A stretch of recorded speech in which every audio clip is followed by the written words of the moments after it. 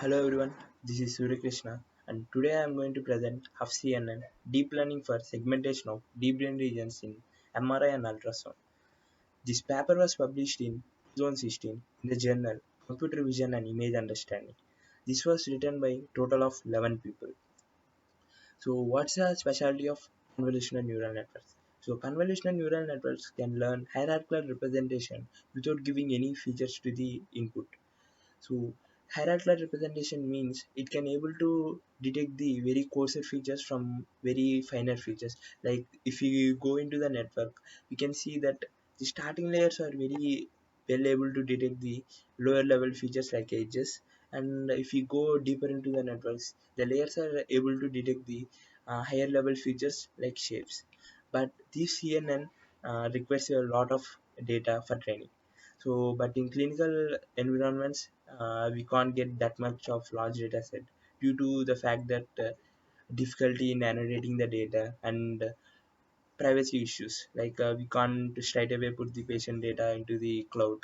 So but this paper they trained using the realistical clinical data sets, and the segmentation of brain regions in ultrasound and MRI are done in this paper, but they are very challenging, like with traditional methods like atlas based segmentations and like SN cuts, SN graph cuts, they are very they are not giving very promising results.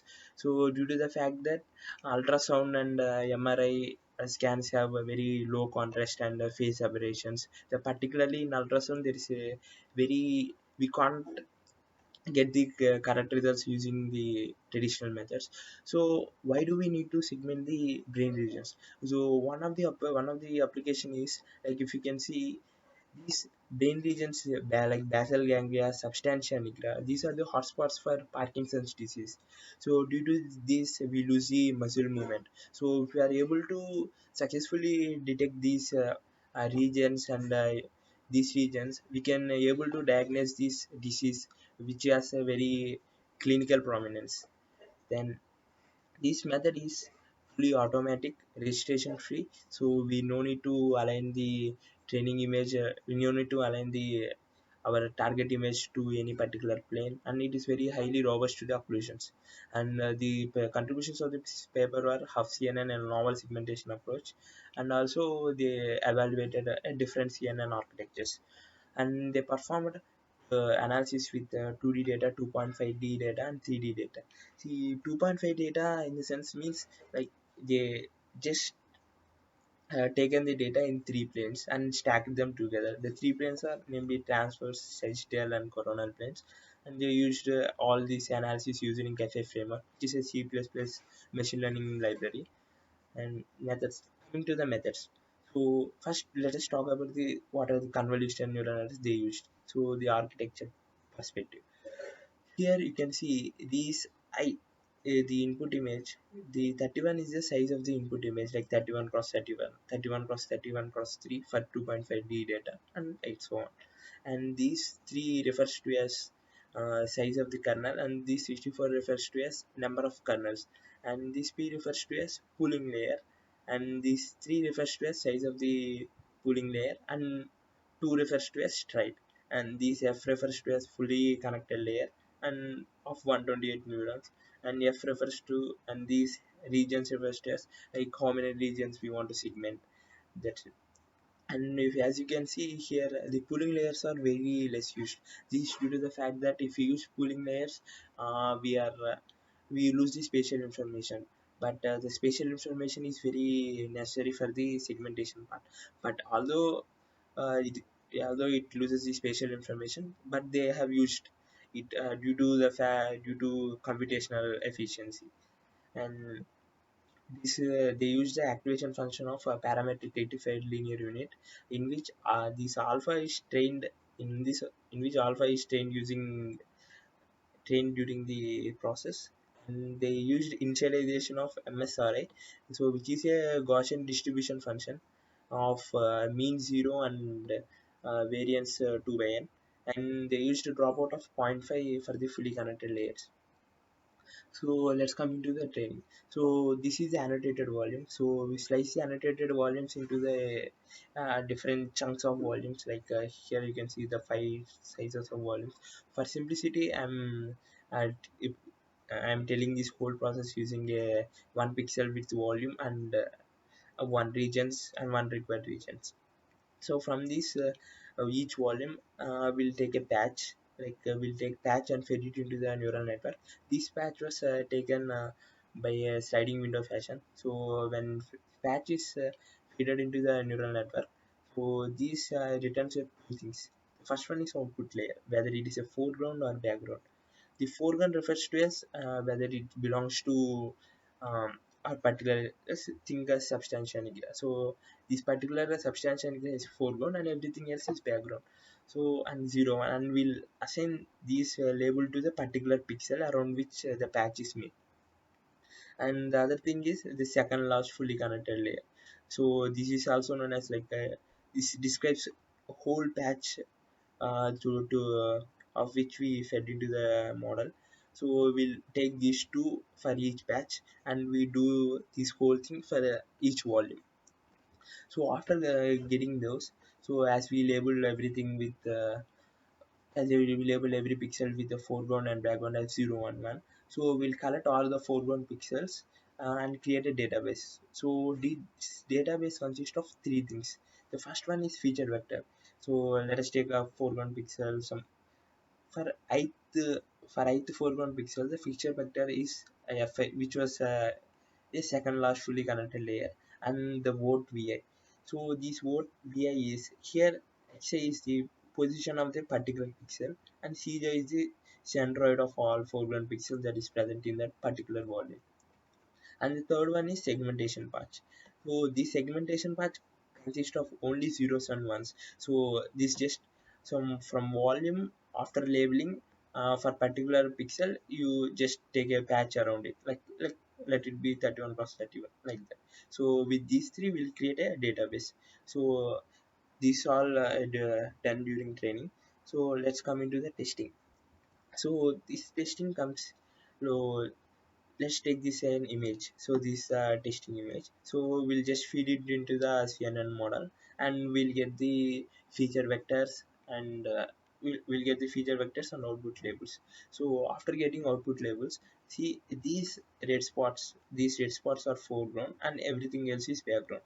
So this for every pixel, for every foreground pixel, like these red pixels are foreground. So for every red pixels we'll already had a feature vector. So we'll compare this feature vector to the feature vectors in the database.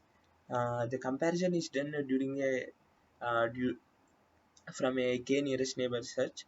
So from k nearest neighbor search, let us think, let us take k as some 2. So we'll take two nearest neighbors of k. So the k nearest neighbors is done between the feature vector of foreground pixel and the feature vectors of in the base. So for that feature vector, we'll collect all segmentation patches and votes. So vote the position. So with these votes, we'll create an vote map. So suppose the vote at which you are going to vote is given by this formula. So this is the pixel location, like suppose this red pixel is a pixel location xi and vote I corresponding to kth nearest neighbor. Suppose it's the first nearest neighbor, so it corresponds to that vote.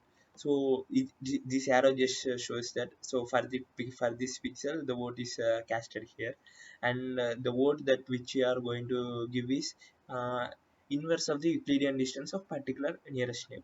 So after doing all this, you will get an vote map here. But you may be wondering why there is only this region only. So we'll just get the region of just a maximal region. Like we our object of interest is just only one region. So obviously there is only one region. So we'll just exclude everything and we'll just see the region at where very maximum number of votes are available. So at this vote, we'll just use a filter, like just smooth the image so such that we don't get any noise. So after smoothing, we'll just calculate a centroid, and for this vote map, we just reproject back the just what we have did here, like for xa plus vi. So we'll just reproject. So just this va per particular pixel. So vi minus vik minus vik, cap k minus vik. So we'll just reproject. But while reprojection, we'll do like a thresholding. Like we don't need everything. So we'll just keep a cap on how much distance it should be from previously calculated centroid to the particular pixel location. So after reprojecting, we'll have these all patches. So these patches, as I have said earlier, these patches are consist of 0 and 1's values. So after reprojecting everything and putting patches there, so we'll create another another segmentation contour map. So these are normalized to 0 to 1. So after getting this map, we'll just automatically draw contour along these lines. So that's it. After all this testing, we'll get the images like this. So this is the whole method. So let's get into the other details, like what are the model parameters. So the first one is CNN parameters. So they used six different architectures and they trained for 15 epochs. So most of the architectures are reached reached the saturation at seventh epoch, but they have trained for 15 epochs just to maintain a balance between every architecture. And they used a stochastic gradient descent as an optimization, and which has learning rate 10 power minus 2 to 5 into 10 power minus 3, and with a momentum of 0.10 such that it won't stuck into the local minimum. And they also added a weight decay of 5 into 10 power minus 4, which prevents the exploding of weights. And other parameters are, so these are the other parameters. Tolerance radius for reproduction, just as I said. So this, don't confuse with voxels. The voxels, pixel, everything is same. Right, when you consider a 2D, voxel and pixel are both the same. And smoothing for word mapping, and these are the other parameters. KRS neighborhood for each ultrasound and MRI scan, and these are the segmentation patches. So let's get into the results. So these results consist of, first thing is they have done now for ultrasound volumes. So you can see most of the, so these results are compared with dice coefficient, distance and failures. So dice coefficient, so how well it is going, it is agreeing with the other classification and annotated volumes. So like it is 2 into overlapping of suppose ground truth by total number of pixels, 2 into pixels of 2 into overlapping pixels of both annotated and tested volumes by total number of pixels. Like, and the distance is from region centroid to exact distance, like how much it delineated. And the failures is like for in for percentage of volumes in which it is not able to segment the contours correctly. So here we can see the most of them are got like 0.83, and it's very good in terms of dice coefficient. Here particularly you can see the deepen neural networks works very good in this one, like small alex and is this 3 cross 3 cross 3. So this is due to the fact that ultrasound values are very low in contrast and has phase aberrations. So it needs to detect the very coarse features, like very high level features, to draw the contours around them. So here we can see the complex structures performed well, although like everything is performed well, just but uh, deeper features performed well. And also you can see with more patches you can able to get the results better. And the next thing is MRI. Here also you can see he can see a very good reasonable number of dice coefficients and very less failures. So this is the same, but here you can see the better features are with the very smaller network, like 753. So this due to the fact that there is no very complex features that we have to detect to segment the characters, so segment the contours. So here 753 is the best architecture that performed well in every situation. But you can also see that 3D gives a more dispersion, because in 3D it's able to uh, detect the contours correctly due to the fact that color density and everything is present. So and this so with the increasing patches it also performed better. And the next thing is dice histograms. So the basically what this have done what they have done is like they performed these things on unseen data of 114 TCS transcranial ultrasound volumes, like just I have discussed before, just one of the planes of three planes. So this just a distribution, like here you can see the most of the volumes are in this region, like 0.85 to 0.90, and very less number of the are these regions 0 to 0.65. So these are with a different number of patches and different dimensionality. So here also you can see it performs very well, because most of the volumes are getting in the 0.85 to 0.90 dice histograms. Mm. The next thing is here they plotted the how much distance it is delineated from the segmented from the ground truth. Here you can see 3D performs well in some cases and not.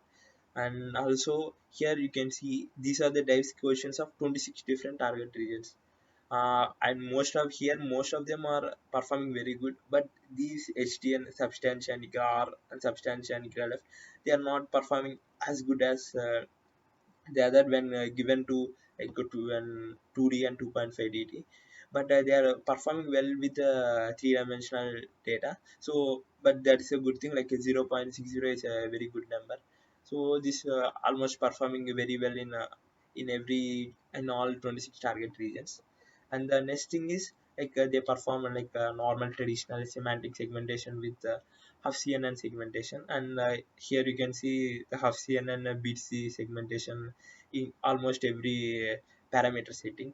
And this is just a visual representation of how good the Hough-CNN is. Here you can see these two are semantic segmentation things. So, like here you can see so much of noise and everything, but here you can see very good contours. So it certainly outperforms the semantic segmentation.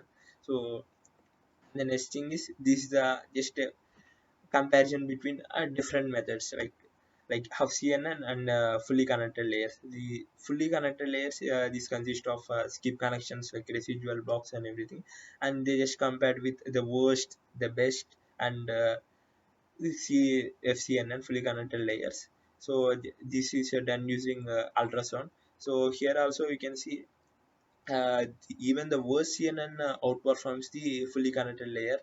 So this in terms like this from all these results we can say it is a very novel segmentation approach.